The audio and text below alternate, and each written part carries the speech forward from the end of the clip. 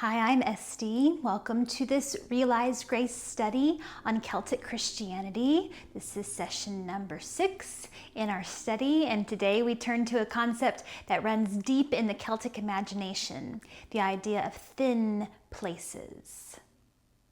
Thin places are spoken of as places where heaven and earth meet. Places where the veil between heaven and earth seems especially permeable. The Celts were fond of saying that heaven and earth are only 3 feet apart, but in thin places, that distance is even shorter. Thin places are usually understood as sacred sites, places of natural beauty, places where our soul feels a deep connection to God that's often, obscured by the busyness of daily life. The Celtic people usually associated these places with locations of beauty, a grove of hazel trees, an isolated monastery on a rugged coast. The island of Iona is one such famous thin place, a place of pilgrimage where many people go and experience a profound sense of God's closeness. I think the tradition of thin places is more than just a cool feature of Celtic Christianity. It exposes something. It exposes a human longing for connection. I think we all yearn to feel close to God, to feel close to the divine, not just in theory, but physically in the world around us. Thin places remind us that such encounters are possible, that heaven isn't far away, that God is not distant, that the sacred shimmers all around us. We only need eyes to see it. The richness of the concept of thin places is related to the Celtic Christian view of the earth. In the Celtic worldview, place is sacred because matter is sacred. The earth is not just a backdrop of our spiritual journey. The earth is part of the revelation of God. In Celtic Christianity, there's this understanding of incarnation that sees the Spirit of God incarnate in the body of the earth, in God's good world. A 9th century thinker named John Scotus Erigena taught that there are 2 books of Revelation, the book of Scripture and the book of creation, and both are required to know the fullness of divine presence. This means that what we do to the earth, how we care for the land and the waters and the creatures, is not just an ecological concern. It's theological. It's to do with how we relate to God. The body of the earth, like our own bodies, is infused with God's Spirit. The world that God has created is very good, and we should respect it and honor it and be grateful for the gift of creation.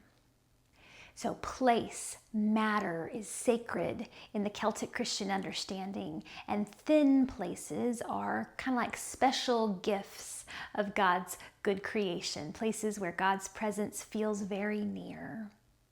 I think many of us know intuitively what a thin place looks like and feels like for us, and I do think that thin places can be unique to us individually. It could be a place where you have a heightened awareness of God's presence with you, perhaps because that place has a special meaning for you. Maybe in that place you feel strongly connected with the people who came before you. Or maybe it's because you find a certain place just so very beautiful. And the beauty of that place causes you to get swept kind of out of the moment, but also swept up even more deeply into the moment. You feel a real connection to that place. Where is a thin place for you? What place are you particularly drawn to, and what happens to you when you are there? The poet Elizabeth Barrett Browning could be said to be describing a thin place in her famous poem, Aurora Lee. Earth's crammed with heaven, and every common bush afire with God. But only he who sees takes off his shoes. The rest sit round and pluck blackberries. Physical places can be thin, but in the Celtic Christian imagination, there are also moments in time that are thin, moments that seems suspended or sacred, moments that are somehow full of eternity. And again, I think that we have experienced moments like this, thin moments, and maybe we didn't even recognize it. Dawn and dusk, the changing of the seasons, the birth of a child, the death of a loved one. These are moments when what has been is fading and when what is to come is not yet here. But in that moment, the veil is thin and something holy is being revealed. In a previous session, I spoke about Saint Bridget and her connection to these kinds of thin moments, to threshold time. Bridget was born at sunrise, the story goes, a time when night and day blend their secrets. We can also think of times of changing of the seasons. Traditionally, the season turning time is time that the Celtic imagination always understood as thin, moments when the veil between this world and the next feels especially permeable.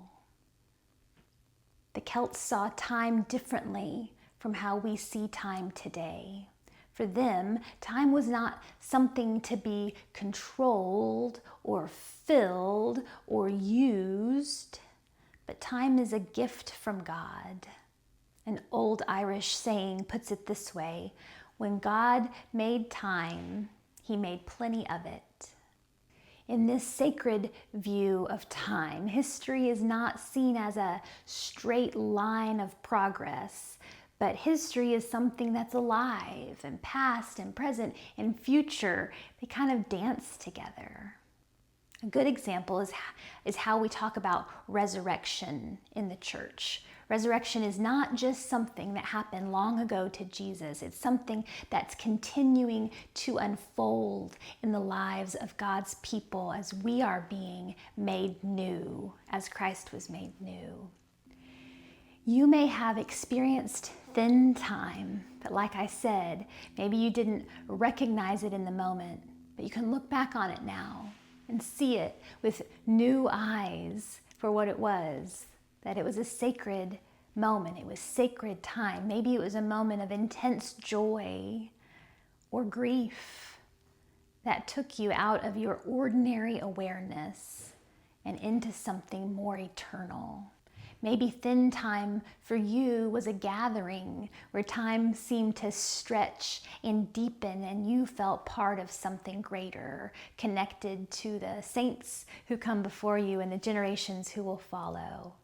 Maybe thin time for you is a worship service or an experience or a conversation that changed you forever. So much of our modern life pulls us away from the sacred, from God's presence. It pulls us into hurry and distraction and disconnection. But the invitation of thin places is to wake up, to notice, to take off our shoes like Moses did, and recognize that we're standing on holy ground. I think there is so much hope and encouragement we can take from this Celtic Christian tradition of thin places. They remind us that God is so much closer than we often imagine. We don't have to wait for a mountaintop experience or a mystical retreat to experience the holy. Sometimes the sacred slips in through the cracks of ordinary life if we're paying attention. The Celtic tradition of thin place also invites us to live with a deeper awareness of creation, of time, of the holy that surrounds and sustains us. Thin places are not escapes from the world. They are glimpses into the true nature of the world that God has made, in the world in which God dwells. When this video concludes, I invite you to take a moment for reflection. Where is a thin place for you? A place that helps you to feel close to God, close to your Creator. When is the next time you can go there? Also, when was a moment in your life that felt like thin time? When you look back on it now, was there anything that you think maybe God was revealing to you in that moment that you have new eyes to see today? And I invite you to open your heart to the idea that even this moment, this place that you're in is thin, that God is with you. May we continue to become people who live with open eyes and open hearts, who recognize and embody God's love whenever and wherever we are.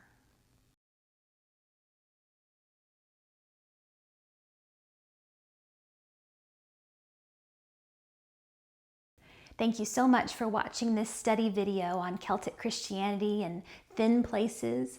I hope that when this video concludes, you will take some time for reflection. You won't just rush away into the next thing. I want to invite you to think about how God is moving in your life, to reflect on it, and even better, do so with a friend or with a small group. If you're watching this video with a small group, I encourage you to download the discussion guide on my website, realizegrace.com. It is my honor to companion you in your journey as you realize grace.